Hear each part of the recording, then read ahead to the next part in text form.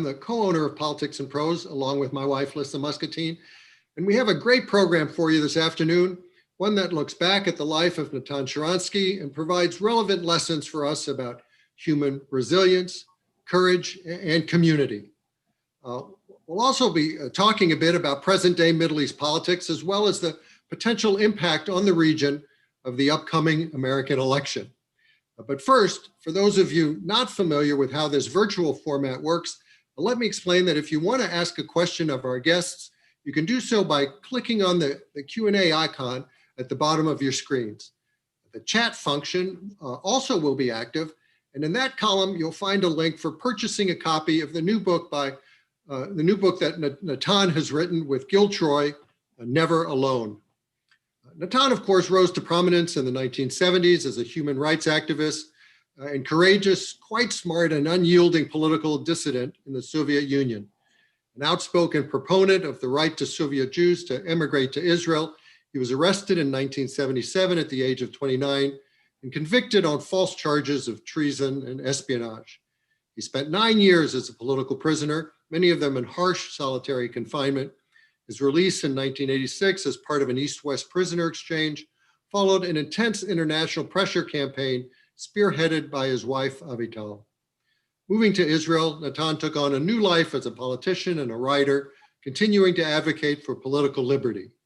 He became head of a new immigrants party and a member of Israel's parliament, and over time, minister in 4 Israeli governments.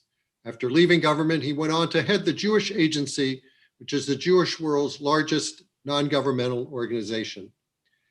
Never Alone is not exactly a memoir. Natan already wrote an autobiography 3 decades ago, Fear No Evil, about his years in prison. This work is really more an attempt to enhance the dialogue between Israel and Jews who live around the world by drawing on episodes from Natan's life, which he neatly divides into 3 9-year periods: in prison, in Israeli politics, and in Jewish communal leadership. Gil, who collaborated with Natan on the book, is a professor of history at McGill University and a Zionist activist who, in addition to writing 9 books on the American presidency, has also written 3 on Zionism. His background is quite different from Natan's. Born in the United States, Gil was studying history at Harvard when Natan was surviving in prison. Nonetheless, the 2 men share a deep commitment to spirited dialogue, to the values of nationalism and liberalism, and to the forces of connectedness and engagement. Now moderating this afternoon's discussion was supposed to be Peter Osnos, who's the founder of Public Affairs, which published Never Alone, and who is hand in publishing all 4 of Natan's books. But Peter, at this moment, is attending his grandson's bar mitzvah, which had to be rescheduled to this afternoon because of the COVID crisis. So he's asked me to sub for him here, which I'm very happy to do. So Natan and Gil, welcome. The 2 of you are tuning in from Jerusalem, right? Where it's what, like 9 o'clock. Welcome from Jerusalem. Yeah. So before we get into the substance of the book, let me ask you both about the process and how it came about that the 2 of you ended up collaborating on this project. Well, I was finishing my years in Jewish Agency, and I thought that comparing this experience of prison, Israeli government, and Jewish Agency, and asking myself where it was more difficult, and it's really difficult to say, and thinking that it will be very useful for studying the question of the dialogue between Israel and Jewish people to compare these 3 experiences. I thought that Gil, who happened to make Aliyah and just to come to Israel and who was a very good historian and a good Zionist, could be a good candidate. But Gil, you can tell how it was from your side. As you pointed out, Bradley, and by the way, I have to say what an honor it is to be a part of this Politics and Prose series. You're a legendary institution, and in an era when bookstores, independent bookstores, centers of thought are on the way down, you guys continue to soar, and it really is a pleasure to be a part of this amazing network you have. So, as you pointed out in your kind introduction, I was studying history at Harvard when Natan was in the Gulag. We have very different experiences. And indeed, in the 3 years that we ended up working on the book, we had very dramatic disagreements sometimes about writing, about the prose, but never about the politics. We had differences over style, but we had fundamentally a similar worldview. And it's strange for me because I'm an academic. I don't play in the sandbox with others. I always write by myself. And the whole process of creating a partnership and using Natan's extraordinary life story to tell a broader story and broader series of ideas made us decide that we want to call this a memoir festo or a manifestoir. We're not sure which is better, because we are trying to engage a series of ideas. The ideas, indeed, as you said, about bridging, not just between Israel and the Jewish people, but between left and right, finding among democracies today that golden path, balancing between liberalism and nationalism, universalism and particularism. We're so tired, we're so exhausted by the either-orness of this moment, especially as we approach the American election, but we see it in Israel too. And we're hoping that this book encourages people to think outside the box and do a little bit of juggling. And remember the great teaching of F. Scott Fitzgerald, that the mark of a true intelligence is someone who's able to hold two conflicting thoughts in their head at the same time. And Natan's story is a very interesting one because he goes from being the most stubborn man in the world, fighting against the KGB in the first 9 years, to being a real bridge builder in many ways, both in politics and in Jewish communal work. And that was one of the central ideas that we wanted to advance in the book. Yeah, well, let's then dive right into the details of Natan's life, and let's begin with prison, because interestingly enough, Natan finds in his Gulag experience some relevance to today. Last March, he made a short video clip that's gone viral, offering 5 tips on how to cope with the isolation that so many of us are now confronting because of the pandemic. Tips like, remember you're part of something bigger than yourself, and don't try controlling what you can't control. These are methods, of course, that Natan used to survive in prison. So how did that video come about? Well, it's interesting that very soon after the coronavirus, this virus started, and some people found themselves, in Jewish community in New York found itself closed. I got a call from one of the Rabbi Lukstein, who was a great partner in the struggle. And he said, wouldn't you speak to our students who cannot stand this isolation? How we were for years in isolation. So I gave them a lecture. And then after the lecture, the head of Jewish agency said, look, it's so great, let's put it as your advices. And that's how this video, a few minutes came. And suddenly I had more readers and viewers than all my books and all my lectures in the world together. But I really think that from those years in the solitary confinement and more than a year in punishing cell, which I spent, I learned something. First of all, that in order not to feel yourself alone, you don't have to be in the public. It all depends on you. In order not to feel yourself humiliated or somehow undermined, it all depends on you. They cannot humiliate us. I was telling about KGB. Only I can humiliate myself. And the moment you feel that everything depends on you and you're part of some very big struggle and historical struggle, and that's why every word of yours is important, it's much easier. And another thing which is really very important is never to lose sense of humor. I loved to make fun of my interrogators, telling them anti-Soviet jokes about Soviet leaders. And they couldn't, they were very funny, but they couldn't laugh. And I was saying to them, you see, you think you're free and I'm in prison. You cannot even laugh when you want to laugh.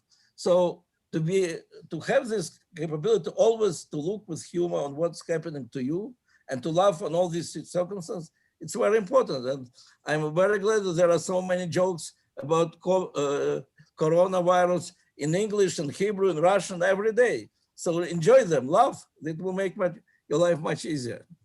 And it gets to the key of the book title, which is that we literally signed a book contract for 999 for, as you pointed out in your introduction, the 9 years in Gulag, 9 years in Israeli politics, and 9 years in Jewish agency, where he doesn't know where he suffered worst.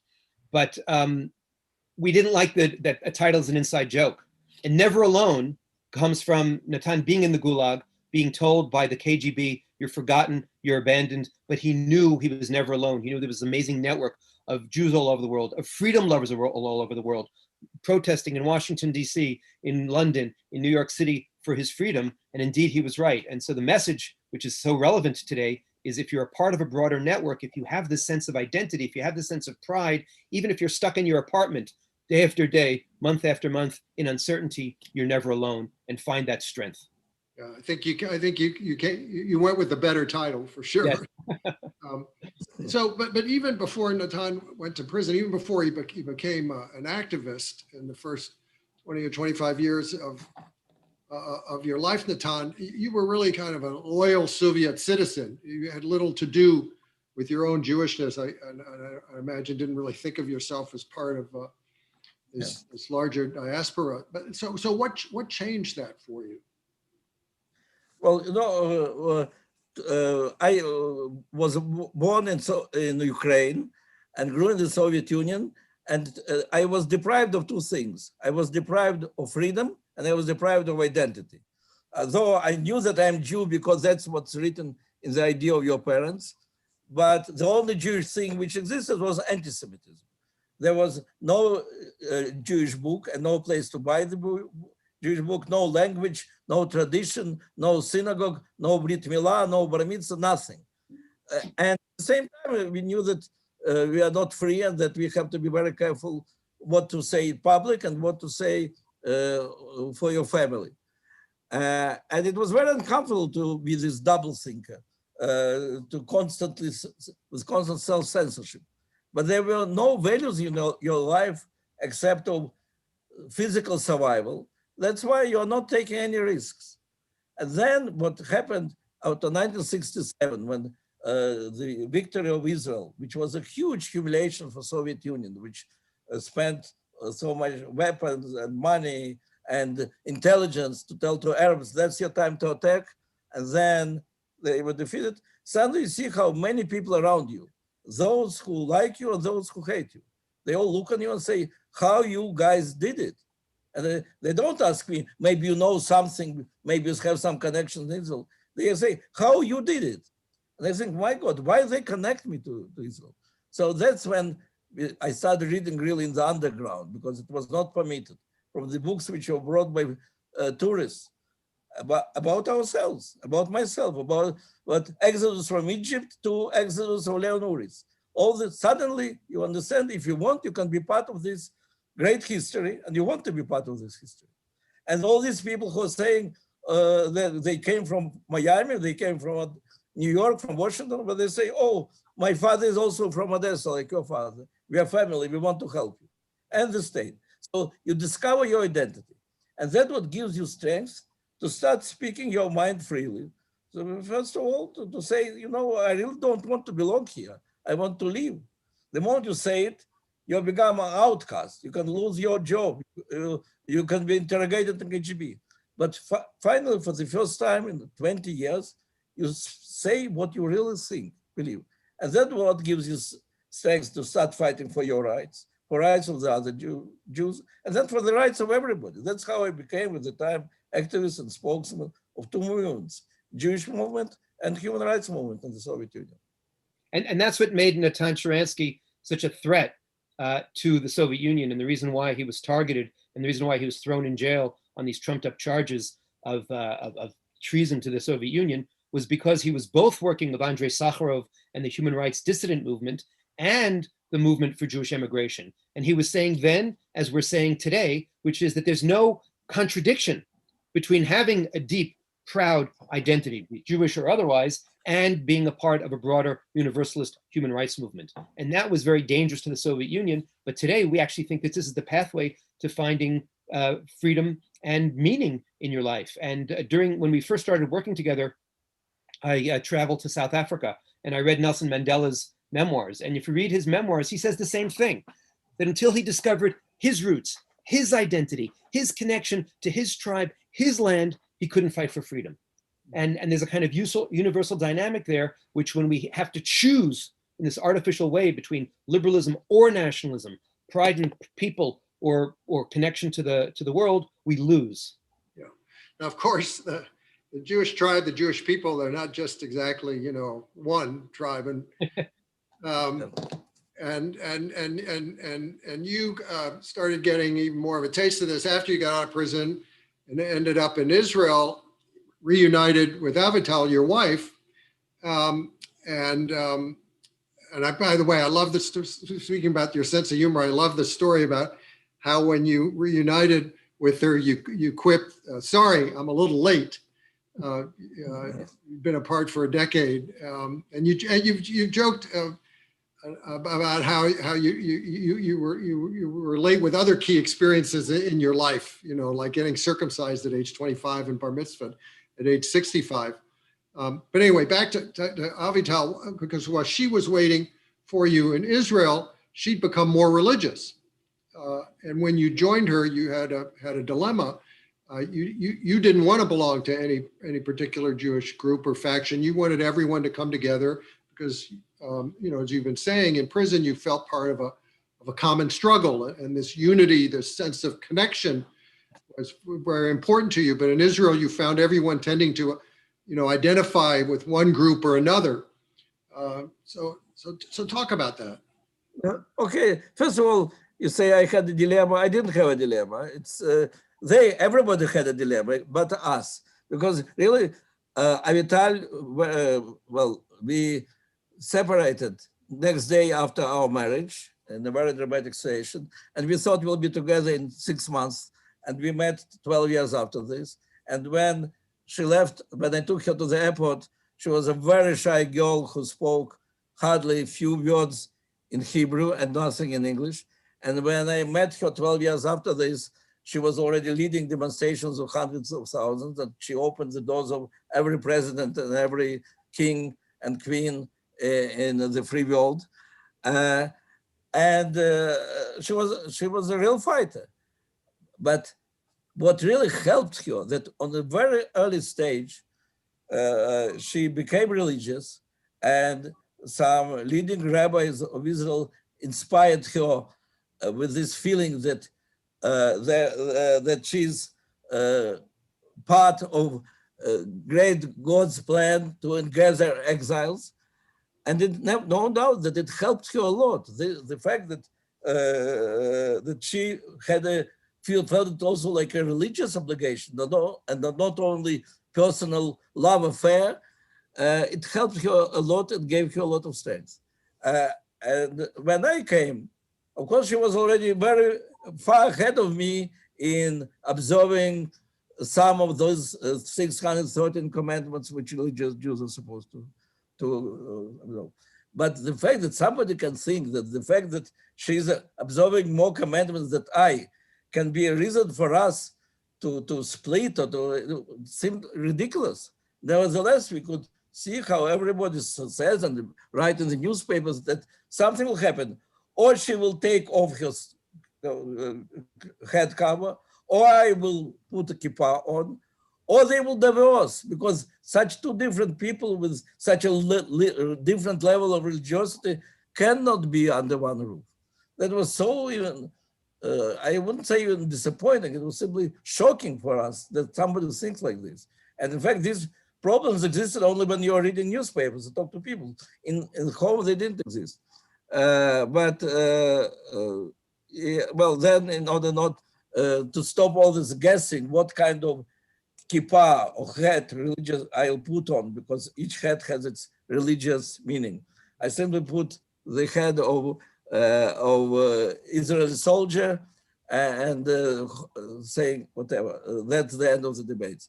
But in fact, what I didn't realize that all my future life career, I'll be dealing with this thing, how to make all these different types of Jews, who are coming to Israel from such different cultures feel at home, and how to make the Jews who live in such different conditions as American Jews and Jews of Israel to continue feeling that we are one family with all our differences, and not to try to undermine the differences of one another. There is no need to make the others look like you. It's enough that we both feel that we are part of the same historical journey. Gil? One of Natan's jokes, which I love, is he says, in prison, it's very easy to be a religious Jew. You just say no.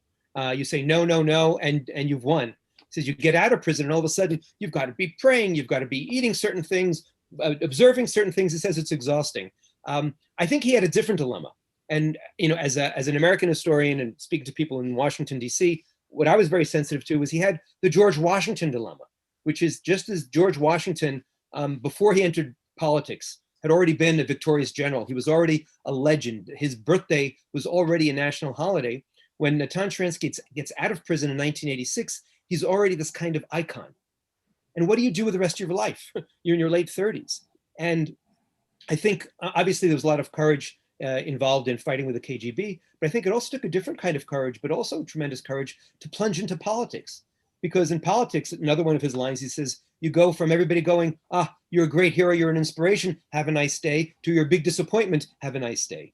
And the understanding that in order to help the Soviet Jews who were coming out of the former Soviet Union into Israel integrate and to be a part of the society, you had to do something. And that doing something was joining the political world, which after having been a dissident, where you're living on a kind of pure planet, and now in politics, you have to be compromising, was, I think, very, very stressful. And one of the fun things about writing the second part of the book was learning and writing about the dilemmas of a dissident in politics. And one of the things I learned is that most dissidents fail tremendously in politics because they're very good at being on their high horses, fighting the bad guy, fighting the dictatorship. But when they have to do the horse trading of democracy, it gets very complicated. Yeah. I guess you said somewhere that you were probably a better dissident than you were a politician. But what are the lessons that you could convey to the rest of us about making compromises? How do you do that? How do you get comfortable with it? Well, first of all, I didn't get comfortable. That's why I was, when Bibi Netanyahu proposed me to come back to politics, I said, I was in 4 governments and I resigned twice. For comparison, I was in 4 prisons and I never resigned. So probably something is wrong with my being in the politics. That's how I became the head of Jewish agency. But in any way, I think it's very important that you have, even in politics, it is difficult, but you have principles, you have red lines, and you don't cross them. But that's what makes you a bad politician, because that's what limits your survival time in the government.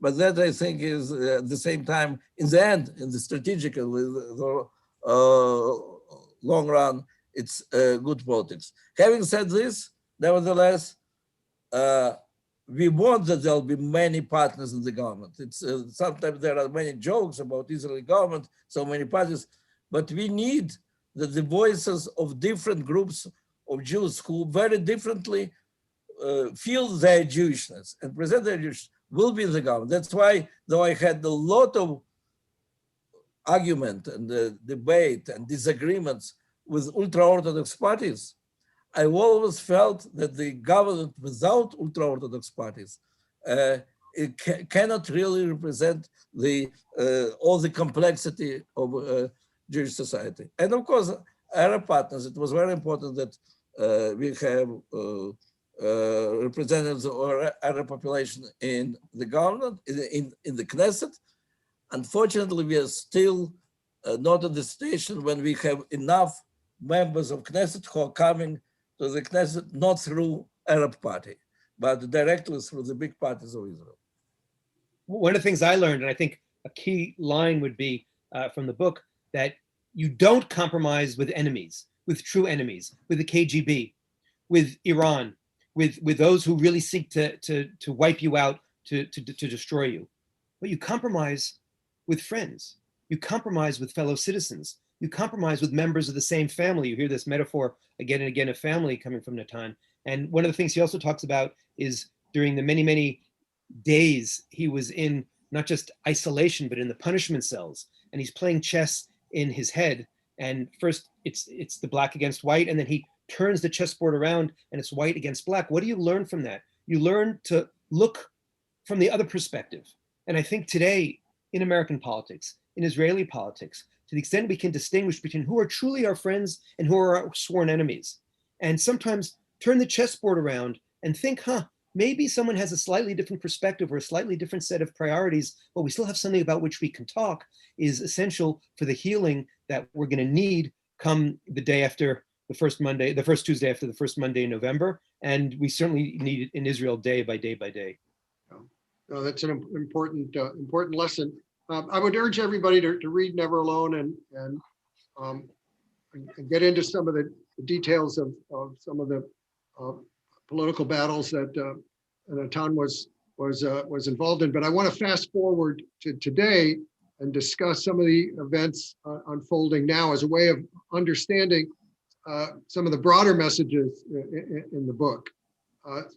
Let's talk about the recent normalization of relations between Israel and the three Arab states, UAE, Bahrain, and Sudan. How significant are these developments? And can a democracy truly make peace with monarchies? And particularly a country like Sudan, which until last week was classified as a supporter of terrorism? Well, by the way, Sudan, I hope that the peace with Sudan, normalization with Sudan is as real as with UAE, the Emirates and with Bahrain, but frankly, it's too close to elections and you don't know how real it is. We have to see. But in general, this peace accords, Abraham Accords with Emirates and with Bahrain, I believe it's absolutely revolutionary. It changes all the dynamics in the Middle East. And you're right to ask immediately about dictatorships or not democracies and democracy. I am the one who was telling all the time, and I'm telling that I was very critical about Oslo agreements. And I believe that because the very idea of Oslo agreements was that we will take Arafat from Tunis, we'll bring him to the Middle East, we'll turn him into the corrupt dictator of Palestinian people. It's very important that he's dictator. And our leader said, it's good that he's dictator because he will defeat our enemies. And he has to be corrupt dictator. We'll give him a lot of pocket money in order he can be our dictator. And I believed it's absolutely wrong. I was from the very beginning believing that it will never bring us peace. Now, and I wrote a lot about the fact that for real peace in the Middle East, you need developing civil society also on Palestinian side. You need democratic representatives of Palestinian people who will be negotiating with us, because only democratic representatives are really interested in well-being of their own people and not interested to keep us as the enemy. Now, having said all this, of course, it doesn't mean that there is no coexistence with non-democracies. All the world is coexistence of free world and non-free world. And the difference between the attempt to make a deal with Palestinians by imposing on Palestinians dictatorship and the deal with UAE, we are not bringing their dictatorship. That's the regime which existed there and which agreed to normalize relations with us. And what is really important, not like even with Egypt and Jordan, it's from bottom up, people to people. Even today, there are practically no serious businessmen or men of arts in Egypt will not come to Israel to perform or to have business because the public opinion in their own country is absolutely against it. And definitely in Jordan.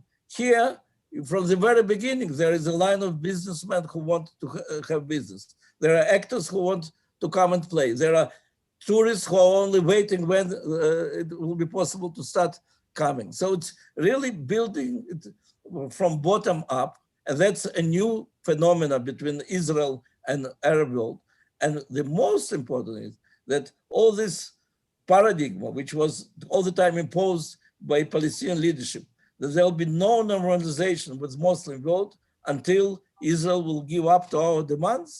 Now it's dead. It's clear that there are big interests, a lot of interest to have normal relations between Muslim world and Israel. And as a result, I believe Palestinian people also will benefit a lot from this. Well, where does this leave the Palestinians? I mean, although you opposed the 1993 Oslo Accord, you've been a long time proponent of the two-state solution. So what happens now? As you know, I always supported two-state solution, but when it was not popular, but I was saying we cannot permit that it will be state which can destroy us. And for this, we really need that there will be a real civil society. There will be real partnership. What's happening now? There is already a number of businessmen who are rushing together with Bahrain and UAE, Palestinian businesses who are rushing to have joint ventures with us. That the normalization of the relations will help to the mutual efforts, or I hope, of all the Muslim world together with us to take Palestinians out of refugee camps. The moment there is normal economy, there is opportunity to take these people out of refugee camps where Palestinian Authority was keeping them. And hopefully it will also help to encourage the educational system where Jews are not the target of hatred, because when it starts in the other Muslim countries which are giving money to Palestinians, it can be a very different thing.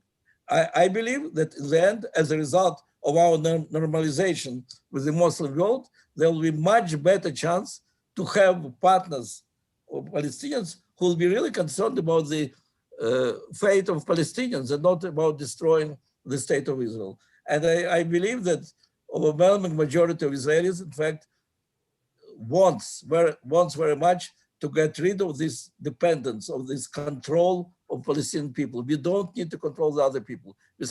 We do want to make sure that the entity which will emerge will not be able to destroy us. There are two subtleties here. If the Israeli government has a policy that it will never have any negotiations with dictatorships, and it's going to wait until the Middle East turns democratic before having any kind of peace process, we're going to have to wait even longer for peace, because that's truly unrealistic. And it's actually, quite arrogant to try to impose your system of government on others. On the other hand, you cannot make peace with a dictatorship like Arafat's dictatorship, and I'm sorry to say like Mahmoud Abbas's dictatorship, that feeds off of you as an enemy and that uses you to demonize. And so the first subtlety to say, yes, you're going to have to sometimes deal with non-democratic forces, but the question is on what level? And that gets to the key notion of, I think the best way forward is what Natan is saying for the Palestinians is to start going for anti-normalization. That for too long, we've had this delusion that we can continue to have peace processing and talk to the Palestinians about peace while there's a decision made by the top leadership of the Palestinians that any Palestinian who tries to build bridges with Jews, with Israelis, through the arts, through business, through academics, is an enemy of the state. It's just a contradiction. It doesn't work. And if you build peace from the bottom up, then you have an opportunity to start building. And I'd say, let's go further. On our university campuses, in the United States, in the United Kingdom, in Australia, in Canada, in France, why can't we start having, again, anti-normalization? Why can't we start building some normal conversations between Zionists and pro-Palestinian activists about shared space, about shared visions? And instead, the boycott says, no, they're cutting any kind of conversation off. You build peace, we see with the UAE and with Bahrain, and we hope with Sudan, step by step, piece by piece, not through the Hail Mary pass that they tried to do in Oslo, and it failed. So I have just another question or two, then we're going to go to audience questions. So let me encourage everybody watching, if you haven't put a question yet in the Q&A space, now's the time to do so. All right, let's talk for a minute about the American election. We're 9 days away. So if there was a vote in Israel, who would win, Trump or Biden? Well, I think in Israel, especially after what happened now with the Abraham Accords, Trump will win. No doubt that among American Jews, Biden will win big.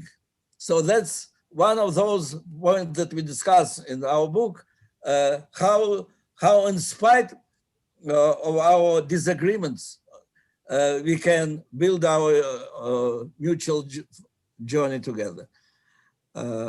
Gil? Yeah, so look, here's the interesting dilemma. So indeed, the overwhelming majority of the American Jewish community isn't just against Donald Trump, but detests Donald Trump, abhors Donald Trump, because they're looking at Donald Trump through the lens of their liberal values and the clash between Donald Trump's leadership style and their desires for a kind of an America that doesn't seem to be Trump's America. Israelis look at it through a different lens. They're saying, as every foreign country is basically saying, what have you done for me lately? And they feel that both the move of the embassy to Jerusalem from Tel Aviv, after decades of presidents going back to Jimmy Carter promising that this would happen, finally happened under Trump. They see that Trump has put tremendous pressure on Iran. They see Trump being responsible for the Abraham Accords. So if the question is, what have you done for me lately? It's quite logical for Israelis to say, hey, wait a minute, we'd rather see Trump. Now, here's the opportunity, as opposed to where we usually go. What usually happens is, therefore, you say, okay, well, Israelis are going in one direction, American Jews are going in another direction. What we're trying to say in the book is maybe each can listen to the other and can hear the concerns behind the decision, and not just look at the outcome, but look at the process. And American Jews should perhaps be able to be a little bit more sensitive to Israeli fears of Iran, to Israeli fears of being abandoned by the world, to Israeli fears of the boycott movement, and say, okay, I disagree with Donald Trump domestically, but I can have some respect for some of the things he's done in terms of foreign policy. And similarly, we would want Israelis to be able to say, hey, wait a minute, okay, I can say thank you to President Trump for A, B, C, but I can also understand that his values are not in line with the values of our Jewish brothers and sisters. And when, for example, he resists and doesn't instinctively condemn white supremacists, be it at the Charlottesville rally or during the first debate, that's a problem. And once we can start acknowledging a little complexity, as opposed to the oversimplification, once it's a little bit gray rather than black and white, then we have basis for dialogue. And that's what's failing. And of course, in the media and social media, we always go out. And what we're trying to figure out is how do we can find some path together and sometimes talk about that which we agree upon, and then we get to that which we disagree about. What are your thoughts on the likely implications of a Biden presidency on U.S. policy, both towards Israel and towards the rest of the Middle East? Well, I'll start, and then Natan can add. Yeah, you'll start. Yeah, okay. One of the reasons why I always say God bless America is because if we think about the 2020 campaign, the 2016 campaign, the 2012 campaign, the 2008 campaign, the 2000, I'm a presidential historian, so I can go backwards. The contest between the two major party nominees has consistently been, who's the better friend to Israel? Who's more pro-Israel? Now think about that. Traditionally in Europe, leaders would often compete to say, who can kick the Jews harder? And so we see that Joe Biden is pro-Israel. Donald Trump is pro-Israel. Hillary Clinton, pro-Israel. Donald Trump, pro-Israel.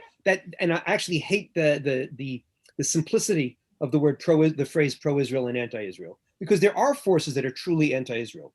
But in the mainstream of both the Democratic and Republican Party, that doesn't exist.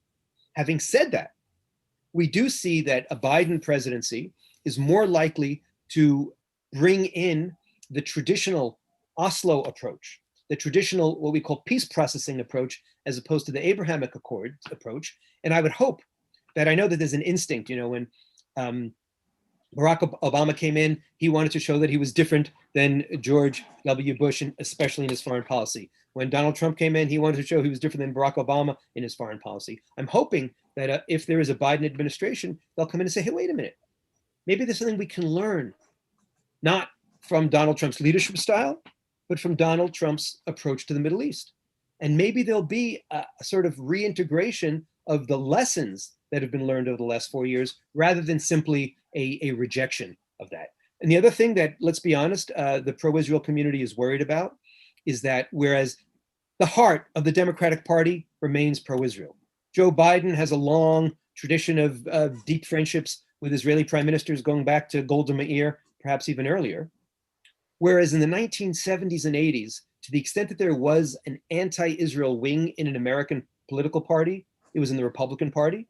And in the 1990s, people like William F. Buckley, and in the 1980s, people like Ronald Reagan read those people out of the Republican Party. Today, there is a wing in the Democratic Party that isn't just ambivalent about Israel, but is deeply anti-Israel. And it's incumbent upon the Democratic Party to challenge them and to say, wait a minute, why are you going against a liberal democracy? Why are you going against one of America's best friends? And the Democratic Party has to clean house among the anti-Israel people, some of whom plunge into anti-Semitism, in the same way that the Republican Party has to clean house by expunging itself, by expunging expelling the white supremacists and those people who hate Jews. And we need right-wing Jews taking care of right-wing anti-Semites, and left-wing Jews taking care of left-wing anti-Zionists, anti-Semites, and anti-Israel forces. But instead what we have is right-wing Jews yelling about the left-wingers, doesn't help. Left-wing Jews yelling about the right-wingers, doesn't help. Well, I don't have much to add to this analysis of Gil. I want to say that I know Joe Biden for many, many years. When he was a senator, I think all the years that I was coming to America, he was a senator. And Been a senator a long time. Yeah, he was a very good friend of Jewish community and of Israel. And I heard him hundreds of times probably. And I don't remember anything that I can say against his or as criticizing his attitude. Having said this, when there was Obama-Biden's administration, which took some extremely problematic decisions towards Iran and Syria. And agreement with Iran, which immediately piped hundreds of millions of dollars to Hezbollah, which turned Hezbollah in 2 months from partisan small army to the real army. And decision not to violate your own red lines with Syria when it used chemical weapons, and to not to react when Russia came to Syria, and all many things created very difficult situation for us. So I do hope that there were lessons after this which we learned. And so I do hope that, taking into account where the heart of Biden is, that if he will be president, he will not go back to the same agreement with Iran, which was, but the question of involvement in terrorist activity will be very much part of this agreement. And do hope that there'll be also clear red lines, how we are dealing, how the free world is dealing with Syria and the other dictators. So, but, you know, I think everybody already decided for whom he will be voting, and we don't have to convince anybody sitting in Jerusalem. But whether you want to vote for Trump or for Biden, think how next day after your candidate wins, how you're helping to make America less polarized. That's the challenge. Yeah, Let us say definitely the challenge. All right, let's go to some audience questions. So Paul Arneson wants to know what crimes, Natan, you were in prison for. What were the charges? Well, it's very simple. My sentence was, there were like 25 episodes of high treason, which included organizing meeting with American senators and American congressmen, and press conferences, which I organized in support of Senator Jackson Amendment. Those who don't know, Jackson Amendment was about that America, Congress connected between free immigration Soviet Union and free trade with Soviet Union. And we were very much in support of this linkage between human rights and these relations. So all, as an official spokesman of our movement, I had a lot of events where Jewish activists could speak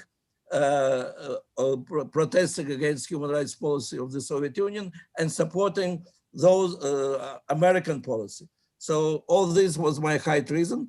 And there was one more episode that I sent to the West, the list of refuseniks. And that was with the list of refuseniks, thousands of the names of people who are refused to get permission to leave Soviet Union.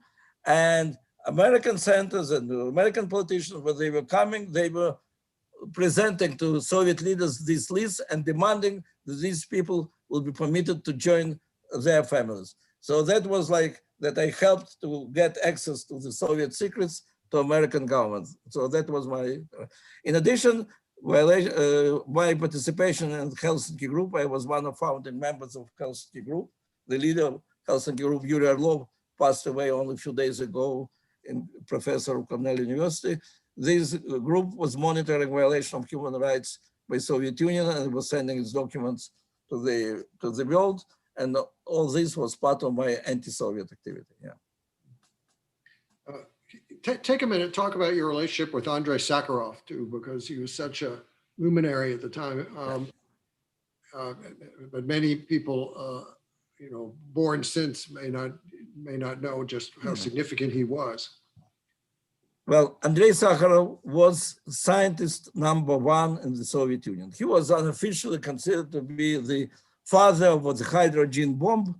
Whether it is exaggeration or not, there are people who say that the real fathers of the nuclear bomb were in America, and Soviet Union only stole these secrets.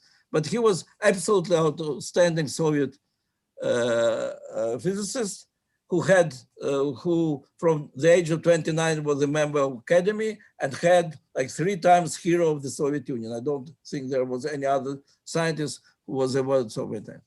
In one night, he turned from scientist #1 into dissident #1 when he published a letter, in fact, to the Soviet leaders, and where he said that we will never be powers in science, in culture, in anything, if we will not permit freedom of thought. The fact that Soviet Union doesn't permit freedom of thought for its citizens turns it to the prison. Well, he made it in a very soft language then in the beginning, but it had tremendous influence on people like me.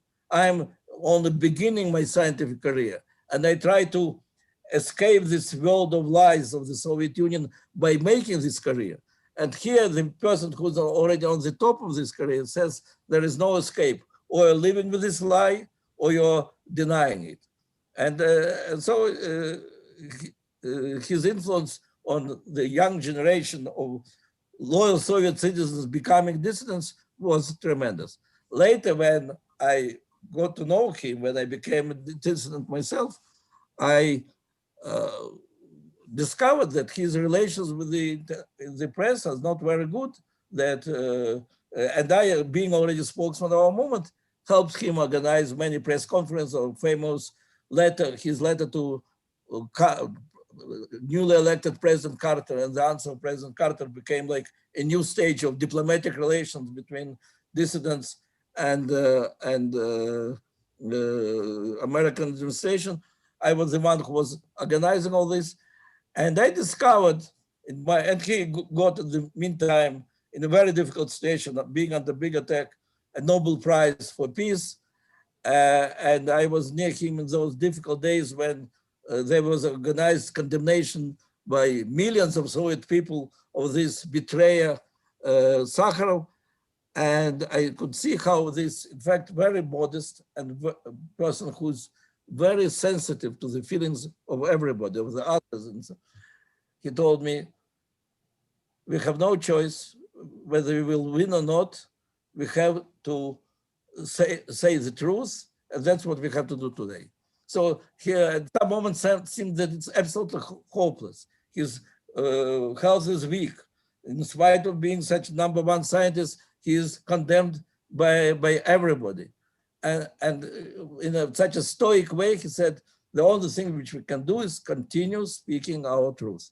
And he was a very courageous, great person. And I would say he was my rabbi, but he was not Jewish. So I would say simply he was teach here. You don't have to be Jewish to be somebody's rabbi, do you? So here's a question from Laura Smith that I guess is on the issue of how do we build bridges? And she asks, wasn't it Rabin who said that you don't make peace with your friends, you make peace with your enemies? I think it was Shimon Peres who said, but doesn't matter. I think everybody understands it. That is that, but we have to make peace with those who were our enemies, but who agreed to stop being our enemies. Yeah. And the problem is that we, like this peace with Iran, for example. Iran keeps saying that we will fight with the big Satan, America, and small Satan, Israel, and keep being involved in terrorist activity. And at the same time, Iran is getting a agreement with the United States and with all the free world, with this word that we have to make peace with the enemies. We have to make peace with the enemies who agreed that they are former enemies, that today they are not enemies anymore. Yeah. Here's a question from somebody who's anonymous, who would just like to know how the two of you came to know each other and work together. So when, I mean, first of all, I knew of Natan for many, many years, not only through his amazing work in the Soviet Union, but I actually remember during the worst days of the terrorism against Israel, reading an article in the Wall Street Journal that Natan Sharansky, who was serving the Israeli cabinet, wrote about the need to have a Marshall Plan for the Palestinians.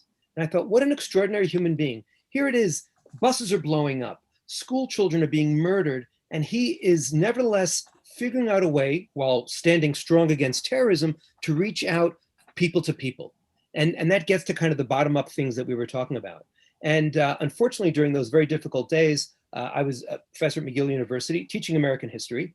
And I saw that if you didn't start explaining both to Jewish students and non-Jewish students what was going on, there was an immediate assumption that if Israel is bearing the brunt of such hatred, of such poisonous attacks, such terrorism, what did Israel do to deserve it?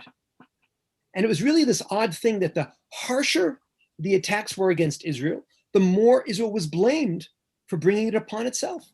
And I felt that Israel had just experienced this 20-year attempt, or almost 20-year attempt, in the Oslo Accords, sorry, 10-year attempt at the time, to make peace. And while Israel's not perfect, no country is, I felt that it was really quite a historic breaking out of precedents to reach out to the Palestinians, and the response was Palestinian terrorism.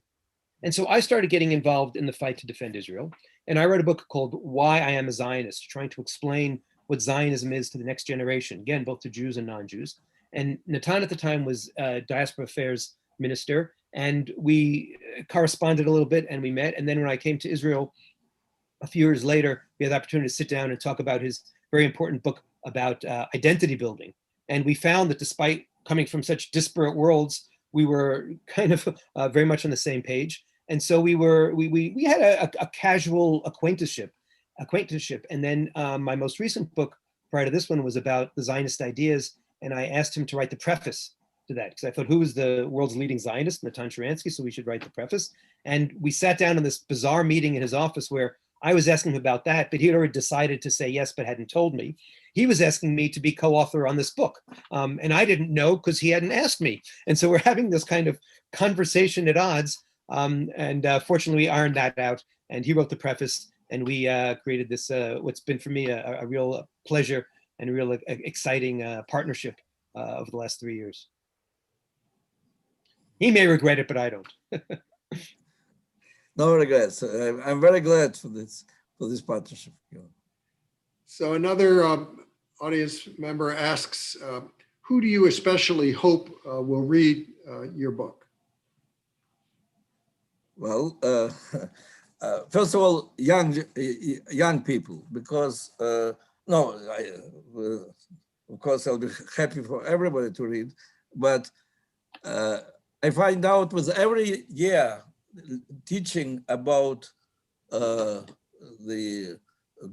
connection between identity and freedom, and bring all the time examples from my communist part, I find out that less and less people understand what I'm talking about. Communism as ideology, as the regime of controlling the minds of hundreds of millions of people, disappeared from knowledge of the young generation. That doesn't exist. Here in this book, we show, in fact, the connection between that world of communism, where the life was all but double thing, and the coming back, some first signs of coming back of these communist ideologies and double thing and the other to the free society, and how dangerous it is. And we are speaking a lot about the battles which are happening in these days on the campuses in America and so on. So I'd like very much young generation to know more about the past and to connect it with today, and to think in terms how we can bridge between our desire to be free and our desire to belong. Gil, what do you think? Yeah, absolutely.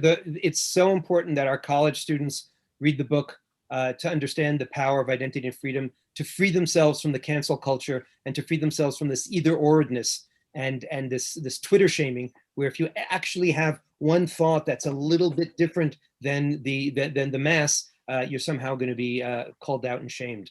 And I love the university. I'm a case of arrested development. I got to the university and never left and became a professor. So I don't bash the university, but I really want to bring back true liberal ideas and a true sense of openness and tolerance, and a little bit of the courage that Natan Sharansky showed vis-a-vis the KGB could be useful with people standing up to unfortunately, the mobs that we're seeing from the left and from the right on social media, and unfortunately the university as well.